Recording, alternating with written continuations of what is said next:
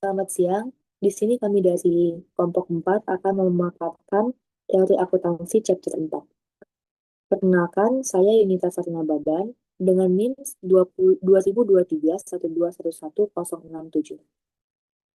Dan saya Dina Lorenza Nadab 2023 121132. Saya Kaila Salsabila 2023 12 11 042. Di sini kami akan menjelaskan conceptual framework, di mana yang pertama itu ada data konseptual, yang kedua ada developing a conceptual, yang ketiga ada critique framework for auditing. Next. Lalu ada peran dan tujuan kerangka konseptual.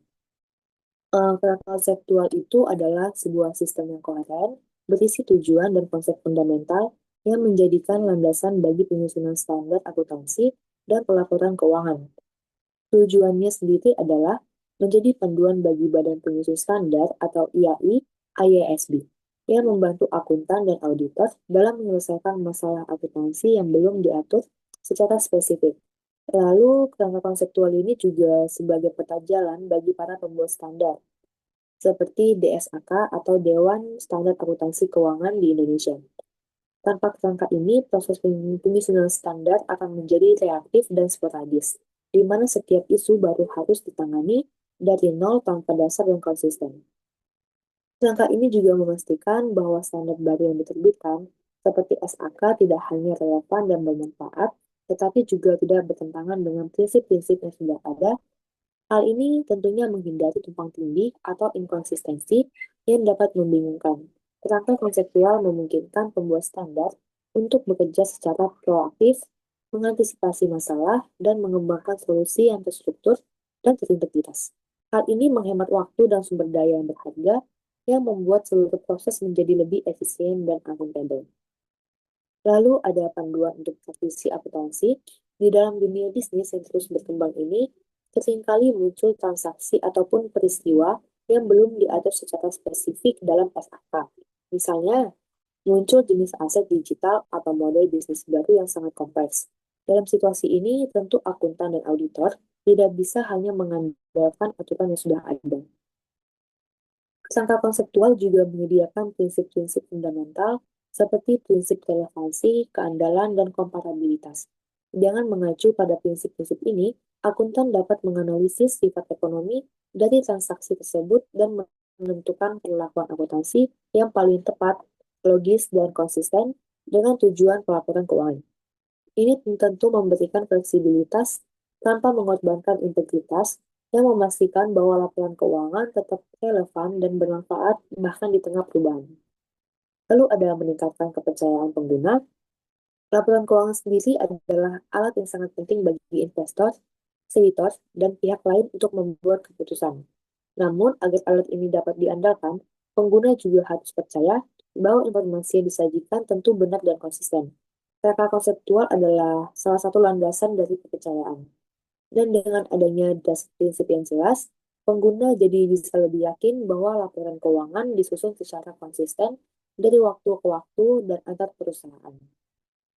Mereka tahu bahwa laporan tersebut tidak hanya sekumpulan angka, tetapi hasil dari penerapan prinsip-prinsip yang logis dan terstandar.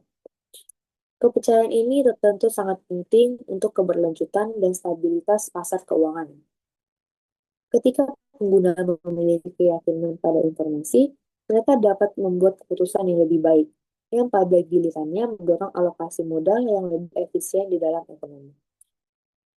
Lalu memfasilitasi komparabilitas laporan keuangan. Salah satu tujuan utama pelaporan keuangan adalah memungkinkan perbandingan. Investor juga seringkali ingin membandingkan kinerja dua perusahaan dalam industri yang sama, atau membandingkan kinerja suatu perusahaan dari tahun ke tahun ataupun dari waktu ke waktu. Tanpa dasar yang sama, perbandingan ini juga akan menjadi tidak berarti, seperti mencoba membandingkan apel dengan jeruk. Tentu berbeda. Lalu kerangka konseptual memastikan bahwa semua entitas menggunakan dasar prinsip yang sama dalam penyusunan laporan mereka. Hal ini menciptakan keseragaman dalam pelaporan, sehingga angka-angka yang disajikan benar-benar dapat dibandingkan. Ini memungkinkan pengguna untuk dengan mudah mengidentifikasi tren kinerja dan mengevaluasi kesehatan finansial suatu perusahaan, baik dari waktu ke waktu maupun dibandingkan dengan perusahaan yang lain. Secara keseluruhan, kerangka konseptual ini adalah fondasi yang kokoh dari sistem pelaporan keuangan. Ini tidak hanya membuat proses akuntansi menjadi lebih efisien dan terorganisir, tetapi juga memastikan bahwa laporan keuangan yang dihasilkan adalah produk yang dapat diandalkan, relevan, dan berguna bagi semua penggunanya. Pada akhirnya, ini mendukung pasar keuangan yang transparan dan efisien yang merupakan pilar penting dari ekonomi modern yang sehat. Next. Lalu ada struktur kerangka konseptual. Yang pertama adalah tujuan pelaporan keuangan, menyediakan informasi keuangan yang berguna bagi investor, kreditur, dan pengguna lainnya dalam pengambilan keputusan. Jadi, bagian ini adalah level yang paling dasar dan paling penting dari kerangka konseptual. Tujuannya apa? Tujuannya itu pelaporan keuangan adalah untuk menyediakan informasi finansial yang bermanfaat bagi pengguna utama, yaitu investor, kreditor, dan pengguna lainnya dalam pembuatan keputusan. Alokasi sumber daya yang rasional, informasinya juga pasti mencakup data tentang posisi keuangan, aset dan liabilitas, kinerja, yaitu pendapatan dan beban, serta arus kas suatu entitas. Tujuan ini tidak hanya sekedar menyajikan angka, tetapi juga memungkinkan pengguna untuk mengevaluasi prospek dari masa depan perusahaan. Dengan menganalisis laporan keuangan, investor juga dapat menilai apakah investasi dalam suatu perusahaan memiliki potensi pengembalian yang baik, sementara kreditor dapat menilai risiko kredit sebelum memberikan pinjaman.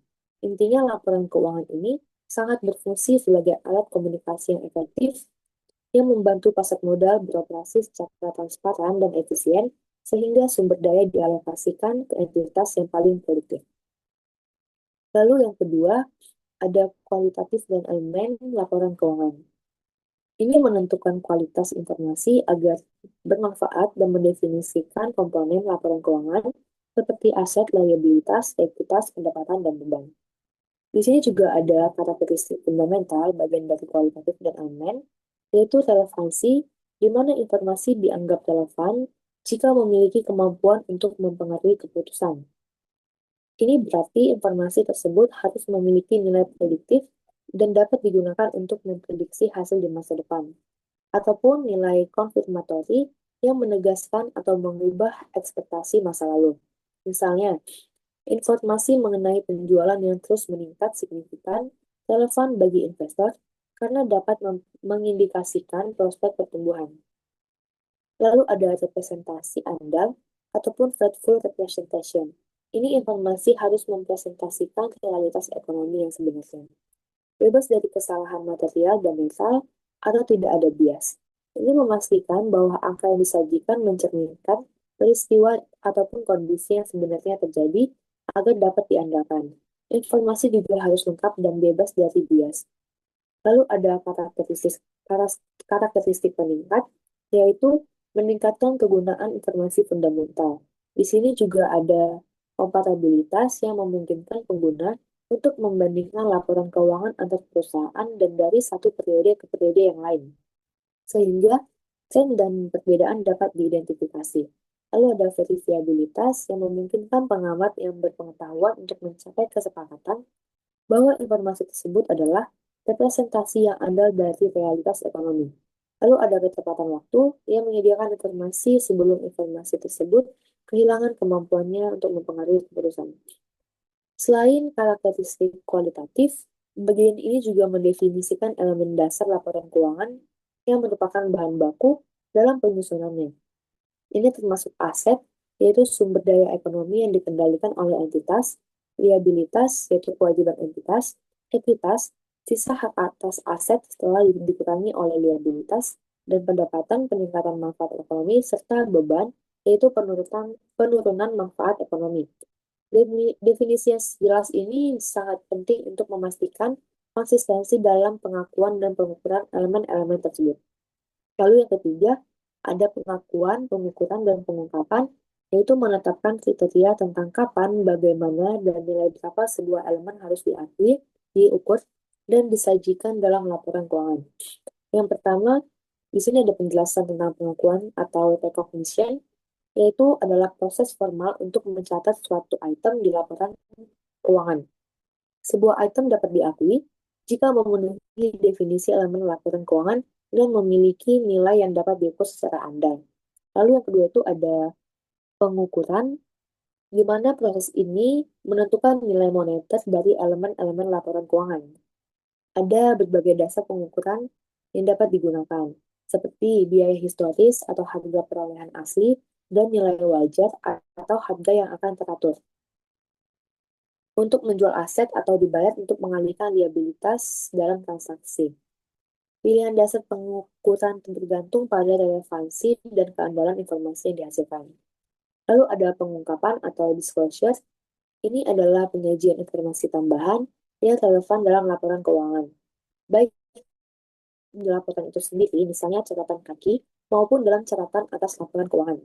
Pengungkapan ini memastikan bahwa semua informasi yang signifikan dan relevan yang tidak dapat dimasukkan dalam angka-angka tetap tersedia bagi pengguna. Misalnya, pengungkapan mengenai kebijakan akuntansi, risiko, dan komitmen di masa depan.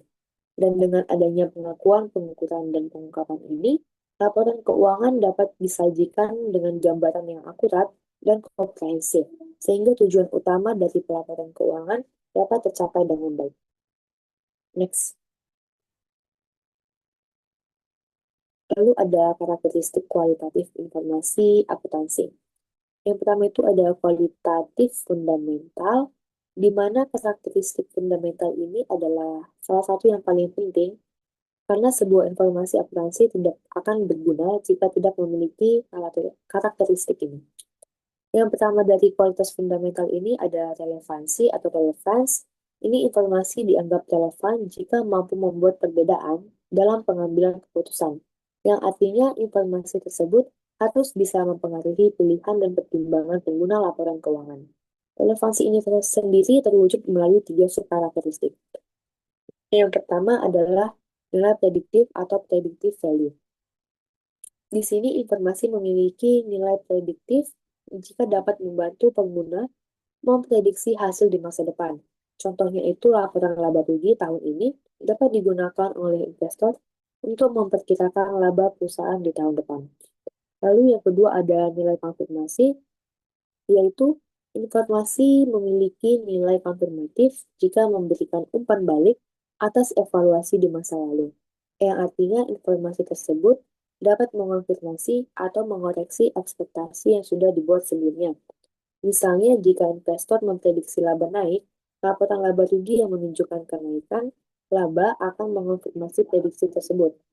Lalu yang ketiga ada materialitas atau materiality, di mana materialitas adalah aspek khusus dari relevansi suatu informasi dianggap material jika kelalaian dalam menyajikan atau salah menyajikan informasi tersebut dapat mempengaruhi keputusan yang dibuat oleh pengguna. Materialitas juga bergantung pada ukuran dan sifat item tersebut, dinilai dalam konteks keseluruhan laporan keuangan. Lalu yang kedua dari kualitas fundamental ada representasi tepat atau faithful representation, yaitu informasi harus secara akurat dan setia menggambarkan fenomena ekonomi yang seharusnya diwakili. Ini bukan tentang kebenaran yang mutlak, melainkan keandalan informasi. Representasi andal terwujud melalui 3 subkarakteristik. Yang pertama itu ada lengkap atau komplit, jadi informasi harus mencakup semua data yang diperlukan agar pengguna dapat memahami fenomena yang dilaporkan, termasuk deskripsi, nilai moneter, dan penjelasan terkait. Lalu ada netral atau neutrality, di mana informasi harus disajikan tanpa bias. Tidak boleh ada upaya untuk mempengaruhi keputusan pengguna dengan cara yang telah ditentukan sebelumnya, seperti membuat perusahaan terlihat lebih baik dari yang seharusnya. Lalu yang ketiga dari representasi tepat ini ada bebas dari kesalahan, yaitu free from error.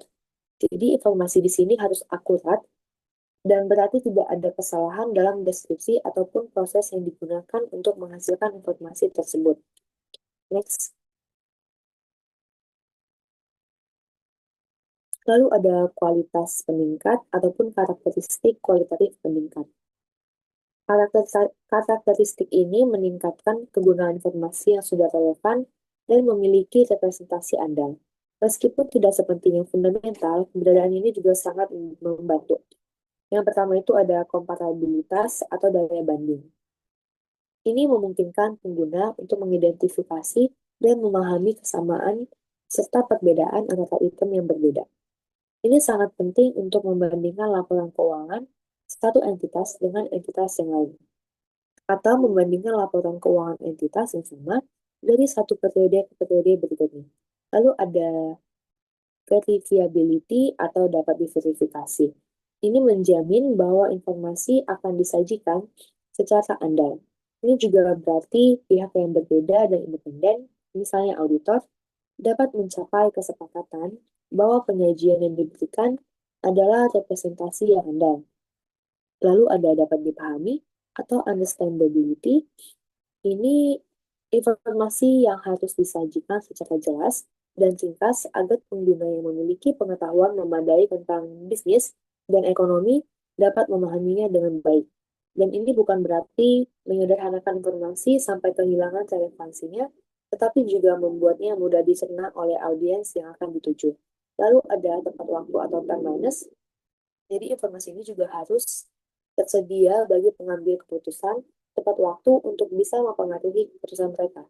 Informasi ini juga relevan, namun terlambat disajikan akan kehilangan sebagian besar nilainya.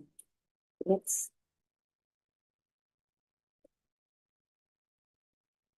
Next.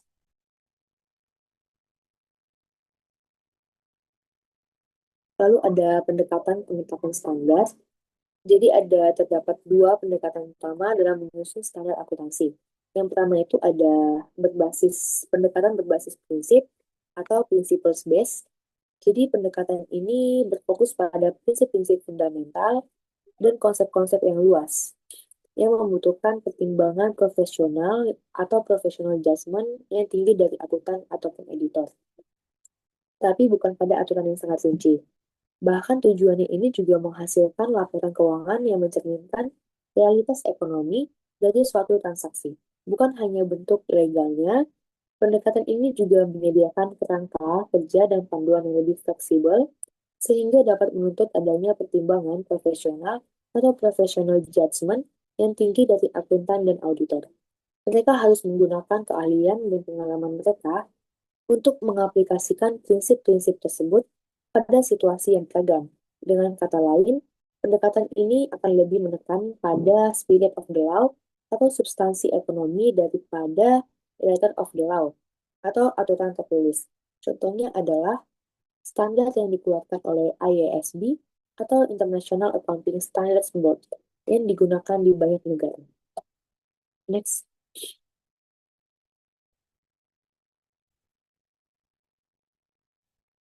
Yang kedua adalah pendekatan berbasis aturan atau rules-based.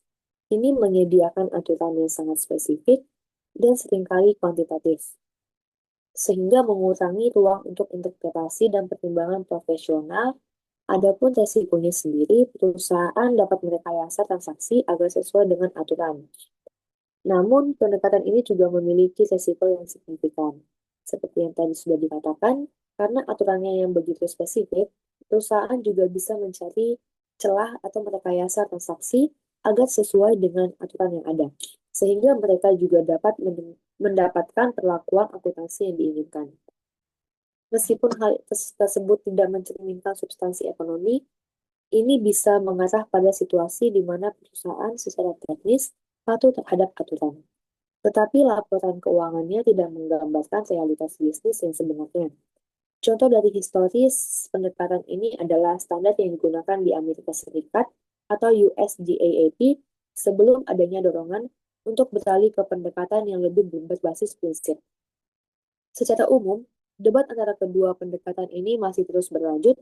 Banyak pihak berpendapat bahwa kombinasi yang seimbang antara keduanya adalah yang terbaik, di mana standar juga menyediakan prinsip-prinsip yang kuat, namun juga menyertakan panduan yang cukup untuk memastikan konsistensi dan mengurangi ambiguitas.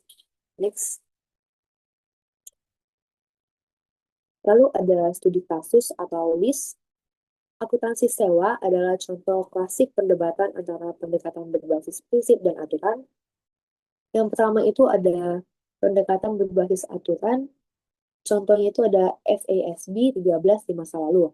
Ini menggunakan kriteria bright line yang kaku untuk mengklasifikasikan sewa sebagai sewa operasi atau operating lease atau sewa modal. Contoh kriterianya itu adalah arbitrage atau sewenang-wenang. Jadi masa sewanya 75 atau lebih dari umur ekonomis manfaat. Lalu yang kedua itu nilai kini dari pembayaran sewa minimum adalah 90 atau lebih dari nilai wajar aset. Next. Lalu ada masalah dan kritik. Jadi angka 75 dan 90 itu tidak memiliki dasar yang teoritis, yang kuat, dan bersifat arbiter. Lalu yang kedua, manajer dapat dengan mudah merekayasa perjanjian sewa, misalnya membuat masa sewa menjadi 74 yang lebih rendah dari umur aset, hanya untuk menghindari kewajiban mencatat aset dan liabilitas sewa di neraca. Hal ini juga membuat laporan keuangan kurang transparan dan tidak mencerminkan realitas ekonomi yang sebenarnya. Next.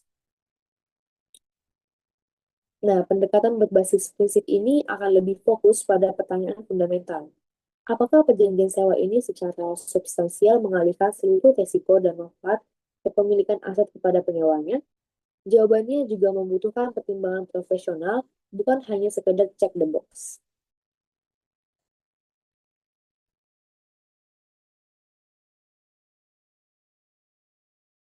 Selanjutnya itu ada conceptual framework of accounting. Yang pertama ada conceptual framework itu dimaksud dengan dasar teori untuk dasar akuntansi. Yang kedua menjadi panduan atau guideline untuk penyusunan dasar dan financial reporting. Lalu yang ketiga itu ada konsistensi dan comparability antar laporan. Jadi maksudnya itu dalam akuntansi ada rangka teori dan prinsip yang menjadi landasan penyusutan standar laporan keuangan.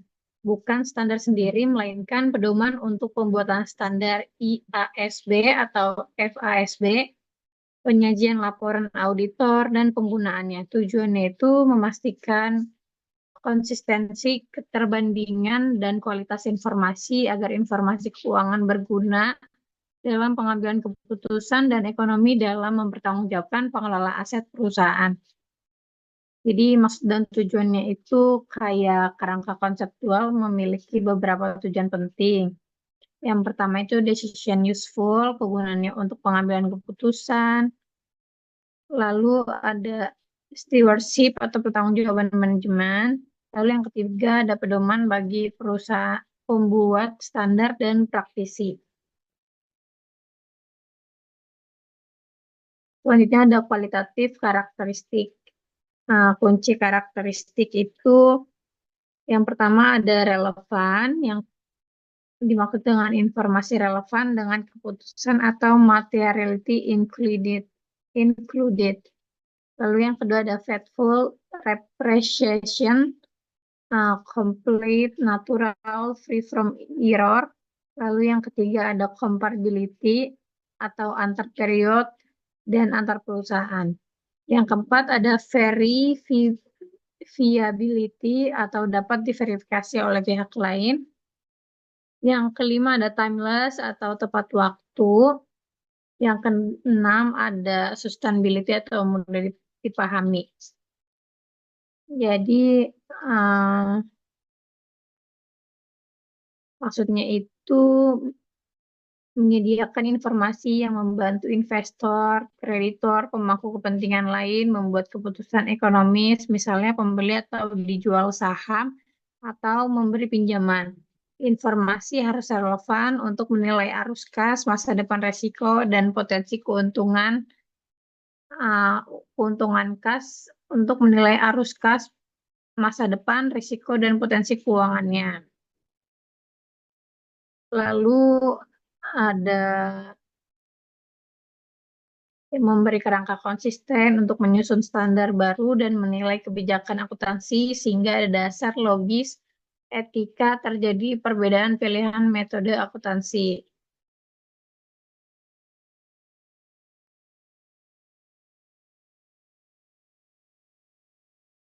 Selanjutnya itu ada decision useful and stewardship. Jadi decision useful itu informasi membantu users atau inventors, kreditor, dan lain-lain untuk membuat keputusan ekonomi.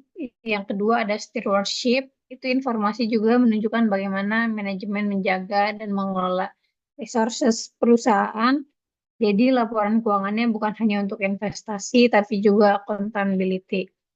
Jadi decision teorinya itu mengajarkan bahwa informasi haruslah dipilih dan disajikan agar optimal untuk pengambilan keputusan, yaitu membantu penggunaan menilai probabilitas masa depan, risiko, keuntungan, serta kerugian. Jadi dalam akuntansi ini berarti estimasi pengungkapan dan penggunaan metode yang memungkinkan pengguna membuat proyeksi realistis, sebagai contohnya estimasi umur aset, estimasi utang, kontingensi, atau risiko pasar yang relevan. Jadi decision theory juga menekankan trade-off, misalnya antara kecepatan laporan dan akurasi, timeless versus variability, atau antara kompleksitas informasi dan keterpahaman, atau details versus understandability. Pendekatan ini mendorong standar akuntansi untuk tidak hanya mengatur bagaimana laporan dibuat, tapi juga bagaimana informasi keuangan lebih dipilih berdasarkan bagaimana pengaruhnya terhadap keputusan nyata berguna.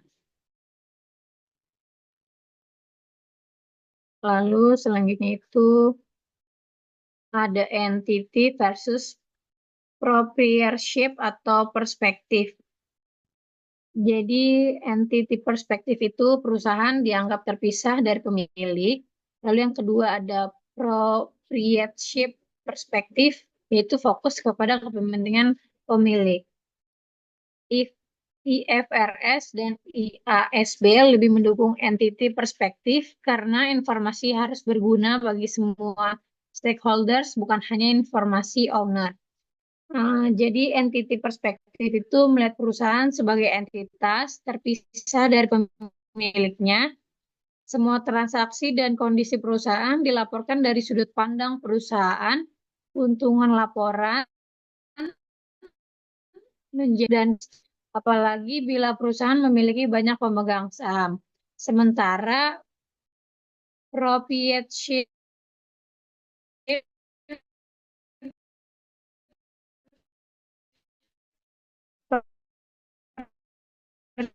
perspektif lebih perusahaan dan pemiliknya tidak terlalu tegas. Jadi menggunakan entity perspektif membantu menjaga integritas laporan keuangan dalam konteks global dan perusahaan berskala besar karena pemisahan ini mengurangi bias dan konflik kepentingan pribadi pemilik. Selanjutnya ada primary user group. Yang pertama itu ada investor dan kreditor adalah primary users atau utama. Yang kedua, mereka butuh informasi tentang profitability atau kemampuan laba. Lalu yang kedua itu ada cash flow. Yang ketiga itu ada risk atau tingkat risiko investasi atau pinjaman.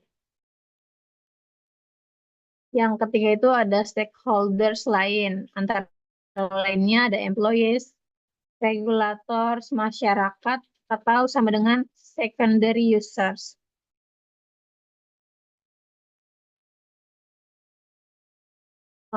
Jadi selanjutnya itu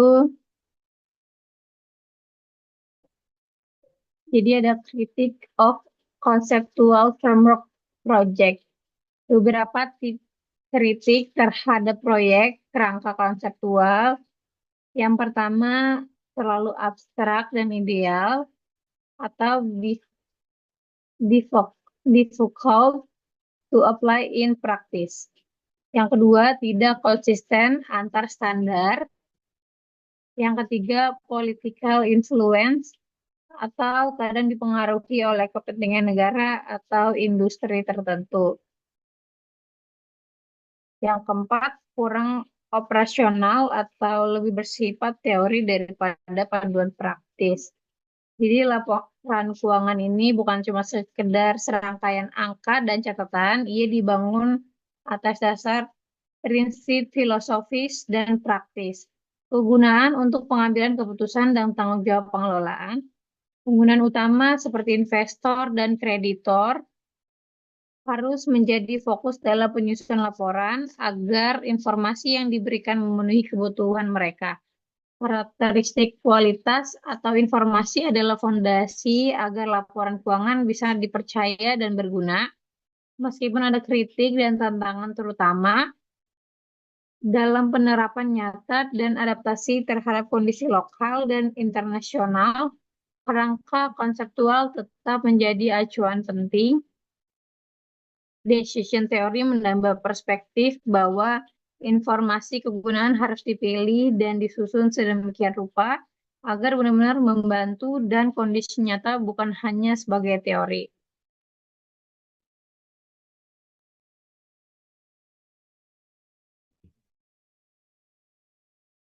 Selanjutnya itu International Development atau IASB dan FASB. Pada tahun 1970 muncul perbedaan framework antara US atau FASB dan internasional IASB. Lalu pada 2004 ada usaha Converge Project IASB dan FASB untuk membuat suatu kerangka global. Dan yang ketiga itu ada hasil atau tetap ada beberapa perbedaan, tapi banyak konsep dileraskan.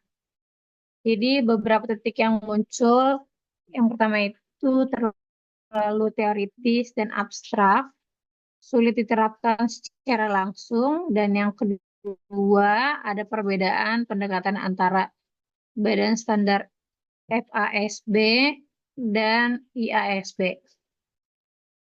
Kadang lebih fokus pada penyusunan aturan daripada pemecahan masalah praktis. Jadi IASB itu International Accounting Standard Board dan FASB itu Financial Accounting Standards Board pernah berupaya menyusun kerangka konseptual bersama.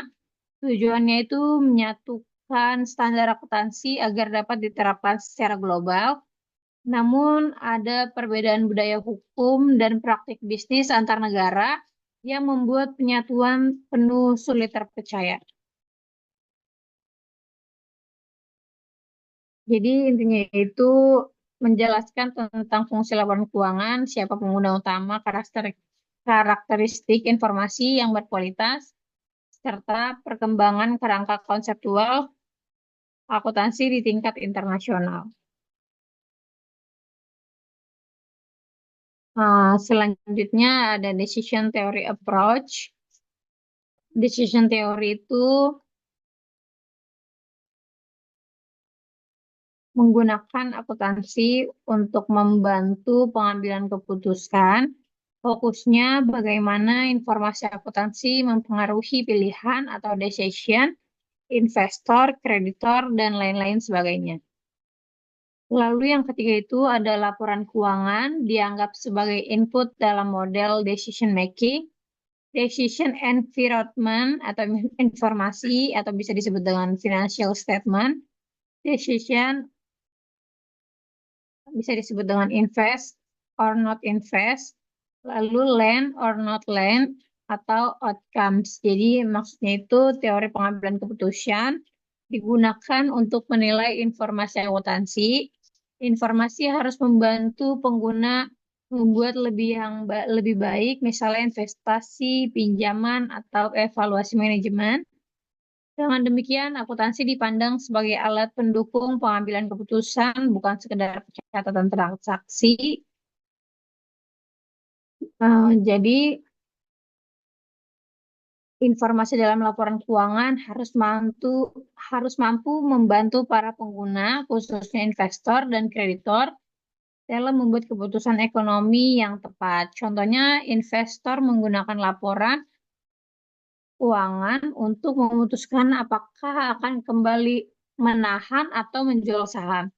Kreditor menggunakan untuk menilai kemampuan perusahaan dalam melunasi kewajiban pinjaman. Oleh karena itu, laporan keuangan harus relevan, akurat, dan tepat waktu. Seperti pemegang saham ingin mengetahui apakah manajemen telah mengelola modal secara efisien atau justru boros. Dengan kata lain, laporan keuangan berfungsi ganda sebagai panduan untuk keputusan ekonomi dan sebagai sarana akuntabilitas manajer. Jadi investor atau pemegang saham atau calon investor itu mereka membutuhkan informasi mengenai profitabilitas, prospek, pertumbuhan, dan risiko investasi. Dan investor ingin tahu apakah perusahaan bisa memberikan return yang memadai. Lalu kalau kreditor itu atau bisa disebut dengan pemberi pinjaman, bank atau obligasi dan lain-lain sebagainya, mereka lebih fokus pada kemampuan perusahaan dalam membayar bunga dan melunasi pokok pinjaman.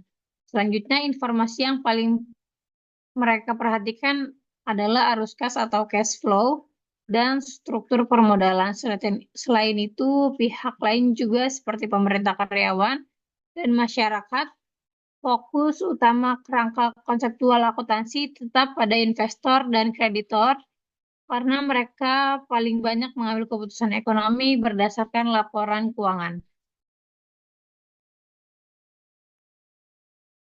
Selanjutnya itu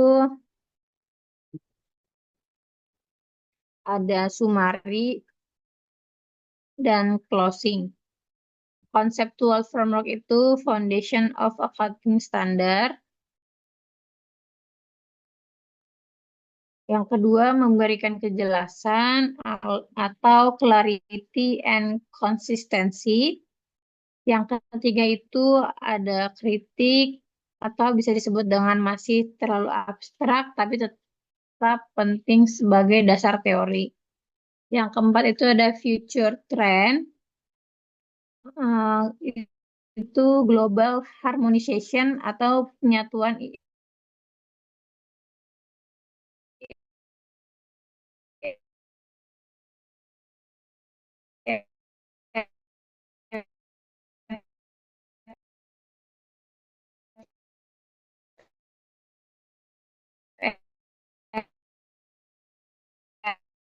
RS dan pendekatan kadang lebih fokus pada penyusutan aturan daripada pemecahan praktis. Jadi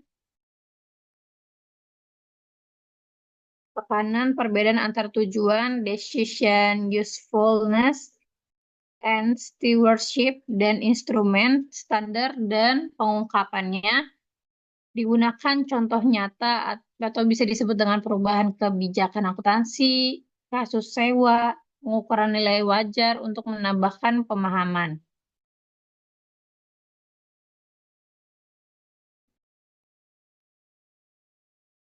Selanjutnya itu summary closing, penjelasannya. Intinya konseptual framework itu seperti fondasi rumah, tanpa fondasi yang kuat, standar bisa goyah. Meskipun framework masih banyak kelemahan, tetap penting sebagai dasar teori arah standar akuntansi ke depan. Kerangka konseptual adalah fondasi teoritis yang penting untuk memastikan laporan keuangan informatif, konsisten, dan dapat ia membantu buat standar, penyajian laporan, dan penggunaan dalam memahami tujuan dasar. Meskipun dalam praktis yang harus diimbangi dengan penilaian profesional, peraturan lokal, dan pertimbangan biaya manfaat.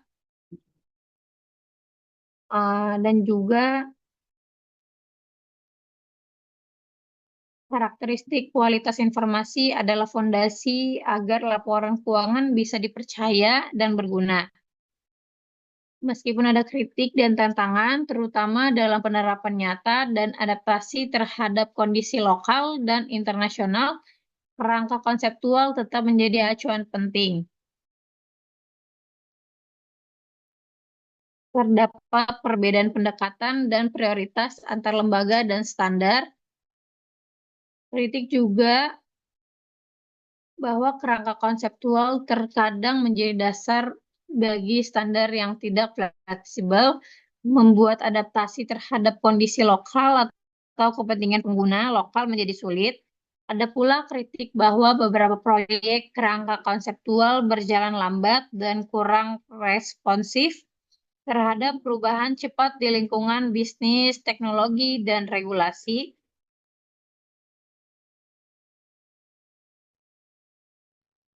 Dan juga pengguna lain seperti pemerintah yang untuk pengambilan pajak dan regulasi karyawan atau keamanan kerja dan stabilitas perusahaan, masyarakat bisa berkelanjutan dampak terhadap sosial bisa dianggap sebagai pemangku kepentingan tambahan, tapi dalam kerangka konseptual standar, investor dan kreditor mendapatkan prioritas dalam desain laporan keuangan. Selanjutnya akan dilanjutkan dengan teman saya.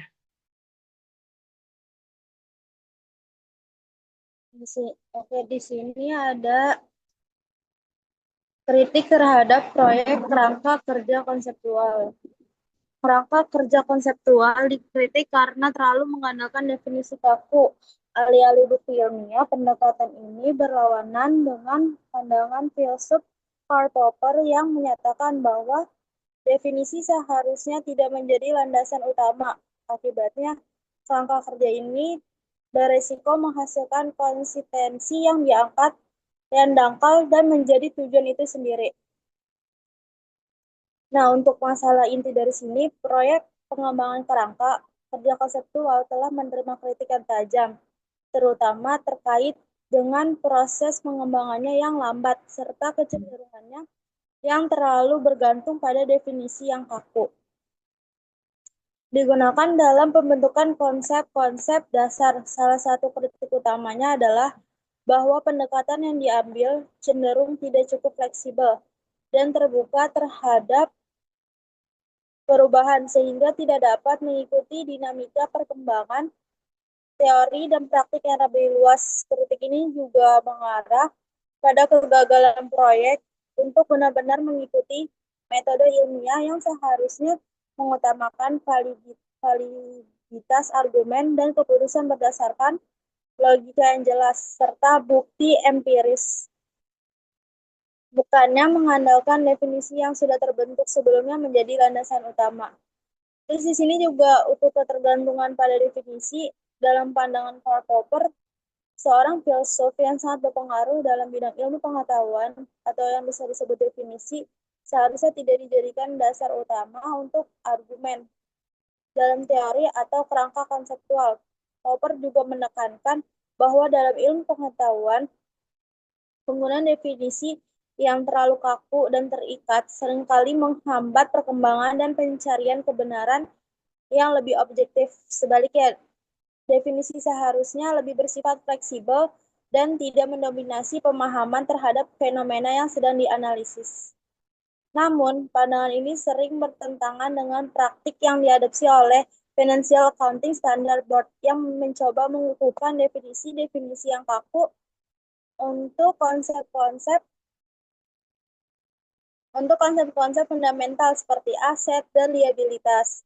Dalam konteks ini, Financial Accounting Standard Board juga memaksimalkan tujuan itu untuk keputusan-keputusan dalam praktik akuntansi bergantungan sepenuhnya pada penerapan definisi tersebut tanpa mempertimbangkan faktor lain yang lebih dinamis dan konseptual. Terus untuk risiko dogmatismenya, kritik utama terhadap pendekatan yang terlalu bergantung pada definisi yang kaku ini adalah risiko yang munculnya dengan dogmatisme dalam pengambilan keputusan. Ketika keputusan lebih didasarkan pada penerapan definisi yang telah diterapkan sebelumnya, daripada pemahaman dan interpretasi yang lebih fleksibel dan berbasis bukti, maka ada kemungkinan besar terjadinya pengambilan keputusan mekanis yang tidak terlalu sesuai dengan tujuan yang lebih luas dan kompleks dalam konteks akuntansi atau pengembangan ilmu pengetahuan. Hal ini pada akhirnya menghasilkan konsistensi yang dangkal, di mana konsistensi tersebut hanya terwujud dalam penerapan definisi yang sudah ada, bukan dalam mencapai tujuan yang lebih mendalam dan substansial dari sistem akuntansi itu sendiri. Dengan demikian, kerangka konseptual bisa beresiko menjadi sebuah tujuan itu sendiri, alih-alih menjadi alat yang berguna untuk memfasilitasi pengembangan pengetahuan dan praktik yang lebih baik dalam dunia akuntansi. Next. Asumsi ontologis dan epistemologis. Kritik kerangka kerja konseptual, realitas tidak objektif. Kerangka kerja ini seolah menganggap ada realitas ekonomi yang netral, padahal realitas tersebut diciptakan dan dipengaruhi oleh praktik akuntansi itu sendiri. Kurangnya bukti ilmiah atau kebenaran dalam kerja ini didasarkan pada opini otoritas, bukan pada bukti empiris dan pengujian ilmiah. Intinya, kerangka kerja ini gagal menjadi netral dan objektif karena ia sendiri merupakan bagian dari realitas yang ingin diukurnya. Jadi, untuk yang itu,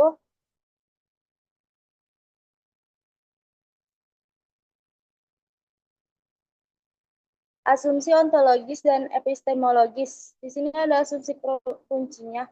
Proyek kerja konseptual dalam akuntansi mengasumsikan bahwa akuntansi dapat memberikan informasi yang sepenuhnya objektif dan netral, serta bebas dari segala bentuk bias dengan tujuan agar informasi yang disajikan tidak terpengaruhi oleh interpretasi dan perspektif subjektif. Asumsi ini berakar pada filosofi realisme ekonomi yang percaya bahwa terdapat realitas ekonomi objektif yang eksis secara independen dan dapat diukur secara akurat, serta dikomunikasikan oleh akuntan kepada pihak-pihak terkait. Dalam pandangan ini, akuntansi dipandang sebagai proses yang mirip dengan pembuatan peta finansial, sebagaimana digambarkan oleh Solomons, di mana akuntan berperan sebagai pembuat peta yang hanya menggambarkan fakta-fakta yang ada, tanpa memperdulikan dampak atau fakta-fakta tersebut, sehingga memandang akuntan hanya sebagai penyaji data mentah yang kemudian diserahkan kepada pengguna untuk membuat keputusan mereka sendiri. Untuk kritik terhadap realisme, pandangan ini mendapatkan kritik tajam dari sejumlah pemikir, seperti Haynes dan Feyerabend, yang berargumen bahwa realitas dalam ilmu sosial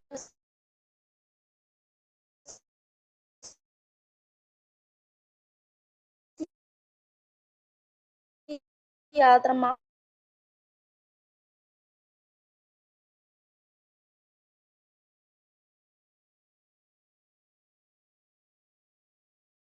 dalam konteks ekonomi bukanlah sesuatu yang objektif atau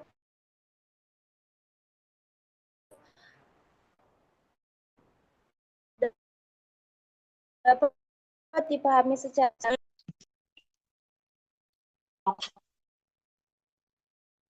tetapi justru menciptakan realitas itu sendiri melalui proses pengukuran dan komunikasi yang mereka lakukan.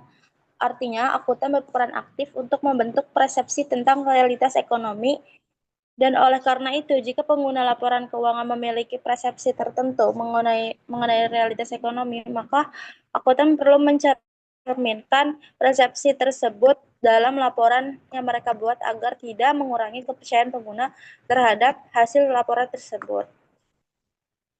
Terus dalam masalah metodologisnya itu, dia tidak menggunakan pendekatan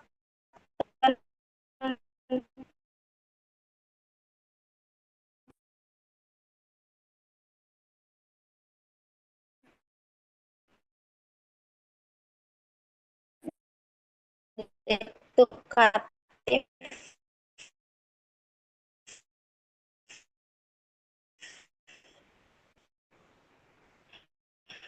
yang mengadakan prinsip yang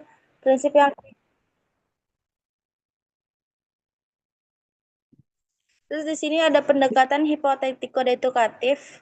Meskipun kerangka kerja konseptual memiliki beberapa kemiripan dengan pendekatan hipotiko-deduktif, yang mana asumsi ini umumnya menghasilkan prinsip yang lebih spesifik dan dapat diuji. Banyak peneliti akuntansi yang kesulitan dalam mengaplikasikan pendekatan ini dengan cara konsisten dan jelas.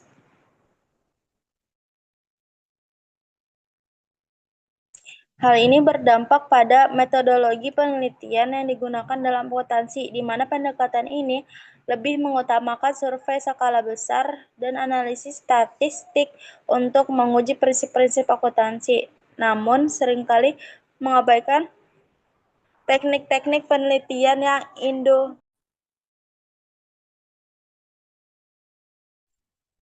individualistik, seperti studi kasus yang dapat memberikan wawasan lebih dalam tentang fenomena yang sedang diteliti. Jadi kesimpulannya, secara keseluruhan asumsi kerangka kerja konseptual dapat sepenuhnya bersifat netral dan objektif. Sangat dipertanyakan karena realitas ekonomi yang menjadi dasar praktik akuntansi tidaklah ada secara independen dari praktik akuntansi itu sendiri. Akuntan sebagai aktor dalam proses ini tidak hanya berfungsi sebagai pengukur atau penyanyi data yang ada, tetapi juga berperan dalam membentuk realitas ekonomi yang mereka laporkan. Oleh karena itu, proses pengukuran dan komunikasi yang dilakukan oleh akuntan dapat menciptakan sebuah konstruksi realitas yang dipengaruhi oleh nilai-nilai dan perspektif yang ada dalam proses profesi akuntansi.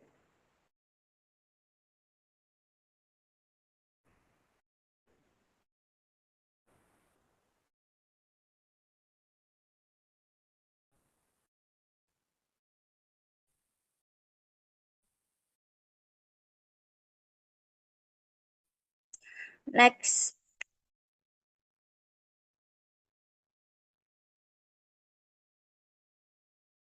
Kualitas didefinisikan berdasarkan kualitas lain, misal netralitas tanpa penjelasan operasional,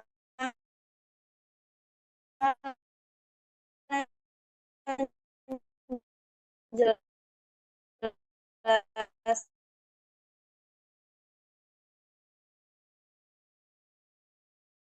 masalah utamanya. Logika ini sering dituduh memiliki konsep-konsep dalam kerangka didefinisikan dengan mengacu pada konsep ini yang belum didefinisikan secara operasional yang jelas, sehingga menciptakan sebuah lingkaran argumen yang tidak terputus. Dalam hal ini, kerangka kerja yang dimaksud untuk memandu praktik akuntansi melalui dedukasi prinsip-prinsip dari teori umum seharusnya mengikuti jalur ilmiah sistematis dan logis, malah menunjukkan ketergantungan yang berputar-putar kualitas informasinya dan satu dengan yang lainnya. Sebagai contoh, di statement nomor 2 memperlihatkan betapa kualitas informasi seperti reliabilitas seringkali dijelaskan dengan merujuk pada konsep lain yang juga tidak jelas, seperti representasi yang setia, netralitas, dan verifiability, yang pada akhirnya menciptakan sebuah hubungan sebab-akibat yang tidak pernah benar-benar terdefinisi dengan baik atau diuji secara empiris. Selanjutnya,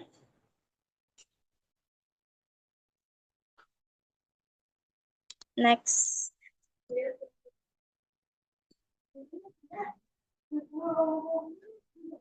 Disiplin yang tidak ilmiah. Inti dari argumen ini adalah keraguan tentang apakah akuntansi benar-benar karena kerangka kerja konseptual mencoba menggunakan pendekatan ilmiah, tapi dasar-dasar akuntansi sendiri mungkin tidak sejalan dengan hal itu. Di sini bisa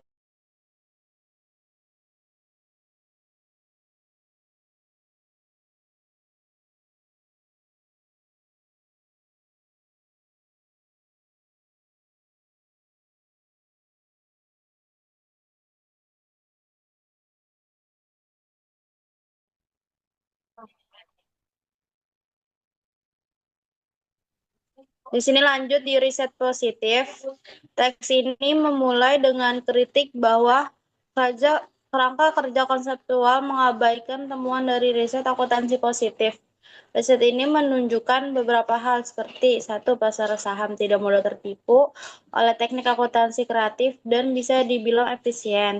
Yang kedua, teori keagenan menjelaskan mengapa teknik akuntansi yang bervariasi bisa jadi hal yang lebih baik.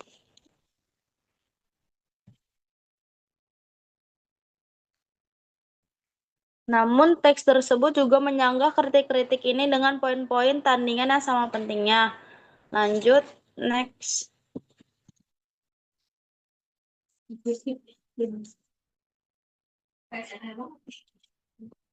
Next.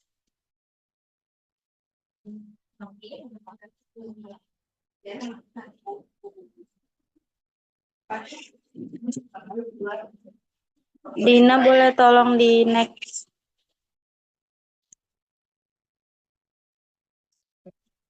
Terus di sini lanjut ke kerangka konsep.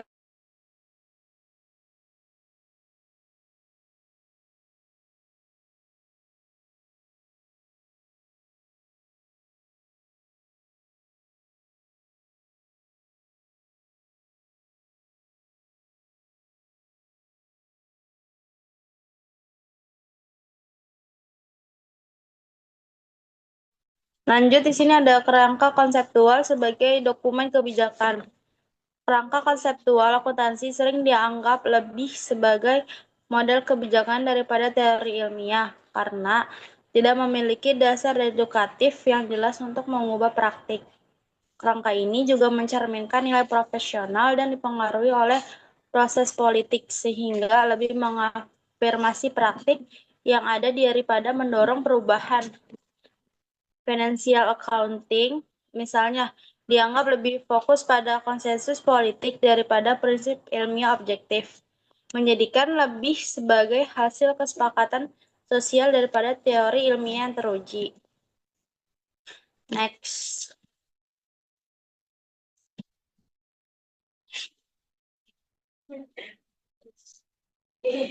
Dina boleh dilanjut. Allah.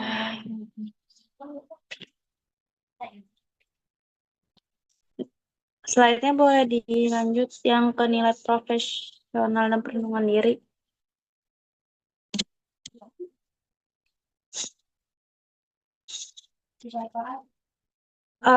Di nilai profesional dan perlindungan diri.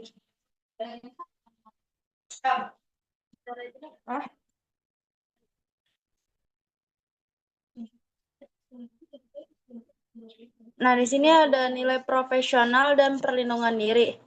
Kerangka konseptual akuntansi digunakan bukan hanya untuk pedoman teknis, tetapi juga sebagai alat perlindungan diri profesi. Di balik nilai-nilai profesional seperti objektivitas dan tanggung jawab, terdapat kepentingan untuk mempertahankan otoritas, legitimasi, dan monopoli pengetahuan. Karena standar akuntansi sering tidak bisa objektif sepenuhnya. Penilaian akuntan tetap subjektif dan dipengaruhi nilai pribadi maupun profesional. Keberadaan kerangka konseptual membantu membangun citra bahwa akuntansi berbasis teori yang kuat meskipun pada kenyataannya bersifat politis dan strategis.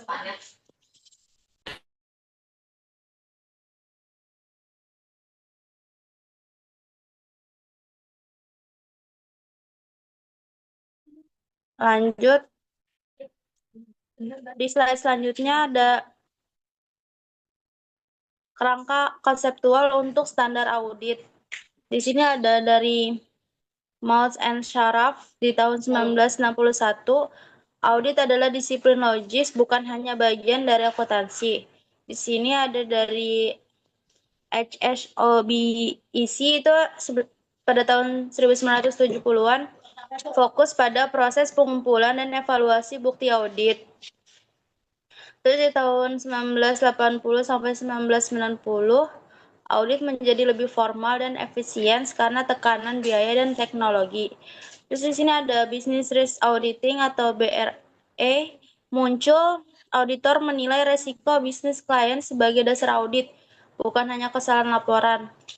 Tapi ini mengandalkan pemahaman bisnis dan sistem pengendalian internal dari klien. Ini juga sebenarnya ada firma seperti mengembangkan metode ini, tapi implementasinya sering tidak maksimal. Terus juga sempat dikritik karena menjadi alasan menjual jasa konsultasi dan kontributor skandal seperti Enron. Akibatnya muncul regulasi seperti Sarbanes-Oxley Act yang memperketat pemisahan antara jasa audit dan konsultasi. Terus boleh dilanjut. Next selanjutnya ada yang terakhir, ini yang tadi dijelasin juga digunakan untuk menjual jasa konsultasi yang berujung pada skandal. Terus regulasi baru misalnya XOX tahun 2002 membatasi auditor memberi jasa non-audit meskipun kontroversialnya tetap relevan untuk membantu auditor memahami risiko dalam sistem klien. Jadi ini BERA juga mengandalkan sistem pengendalian internal klien karena sistemnya kuat, maka auditor bisa lebih percaya dan mengurangi pengujian langsung. Tapi juga dikritik karena menjual layanan konsultasi dan akhirnya menyebabkan konflik kepentingan dan skandal besar. Maka dibatasi regulasi barunya untuk ruang gerak auditor agar kembali fokus ke tugas utamanya, yaitu audit yang objektif dan independen. Sekian dari kelompok kami, kurang lebihnya mohon maaf apabila ada kesalahan. Terima kasih.